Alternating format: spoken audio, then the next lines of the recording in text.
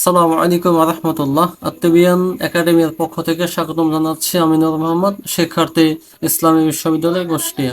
আজকে আমরা আল হাদিসের গুরুত্বপূর্ণ সাজেশন সম্পর্কে কথা বলবো ইনশাআল্লাহ। অর্থাৎ তোমরা যদি এই সাজেশনটা ফলো করো, তোমরা ইনশাআল্লাহ ভর্তি পরীক্ষায় খুব অল্প টপিক পড়েই ইনশাআল্লাহ 15 মধ্যে মিনিমাম 12 থেকে 13 মার্ক কমন পাবা ইনশাআল্লাহ। আমরা এটা তোমাদেরকে শিওর দিতে পারি। তো প্রথমে দেখতে পাচ্ছ যে 7 স্টার বা 7 স্টার, এটা সব থেকে বেশি গুরুত্বপূর্ণ। এটা খুব বেশি তোমাদেরকে গুরুত্ব দিয়ে পড়তে হবে ইনশাআল্লাহ।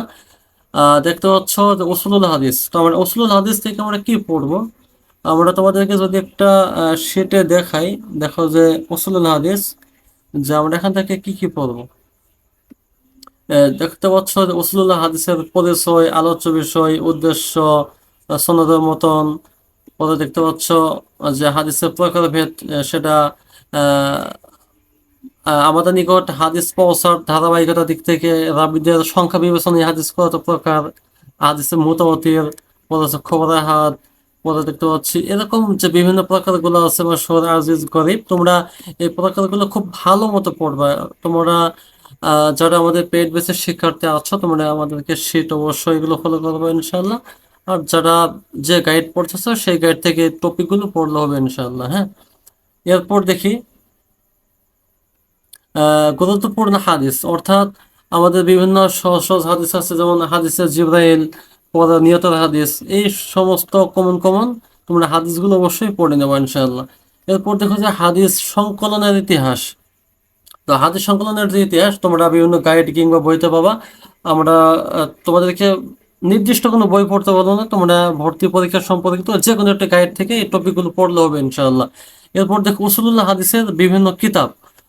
এটি হচ্ছে এমন একটি টপিক যেখান থেকে প্রতি বছর কোশ্চেন হয়, অর্থাৎ মিনিমাম 1 থেকে 2টি কোশ্চেন হয়, কোনো কোশ্চেন হয় না এমন কোনো বছরে নেই।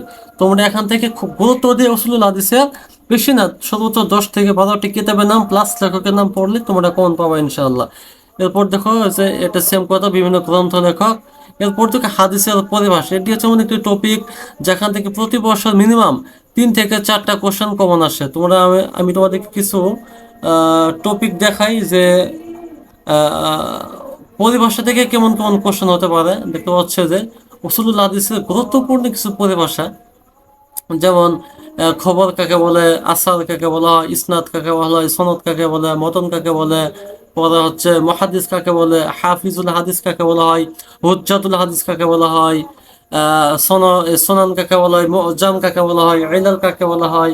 এই সমস্ত যে পরিভাষাগুলো আছে তোমরা একদম ঠাড়ায় মুখস্থ করবে ইনশাল্লাহ। অবশ্যই এগুলো মুখস্থর কোনো বিকল্প নেই, তুমি বুঝো বা না বুঝো তোমাকে একদম সবগুলো মুখস্থ করতে হবে, ঠিক আছে?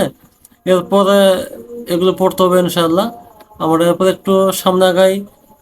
এ, আমার মোটামুটি 7 স্টার 5 থেকে 6টি টপিক দেখতে পেলাম। তোমরা এই টপিকগুলো খুব বেশি গুরুত্ব দিয়ে পড়বো। তোমরা যদি হাদিসের পরিভাষা এবং উসুলুল হাদিস এই দুটি চ্যাপ্টার পড়া মিনিমাম, এখান থেকেই তোমরা কত 6 থেকে 7টি কোশ্চেন কমন পাবা। হ্যাঁ, 6 থেকে 7টি কোশ্চেন কমন পাবা ইনশাআল্লাহ।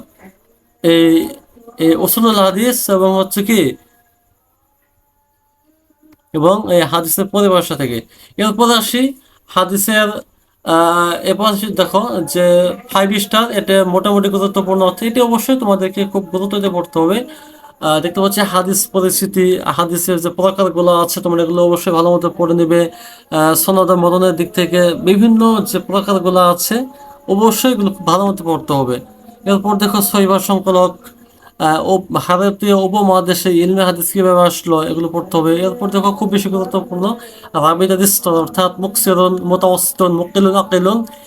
এই চ্যাপ্টারটি খুবই গুরুত্বপূর্ণ, এখান থেকে প্রতি বছর কোশ্চেন হয়। যেমন মুকসিরুন আরবি কতজন, বা কোন রাবির উপর কতটি হাদিস বর্ণিত হয়েছে, মুতাওয়াসসিতুন আরবি কতজন, মুকিলুন আকিলুন কতজন। তোমরা এগুলো অবশ্যই খুব সুন্দর মতো মুখস্থ করবা।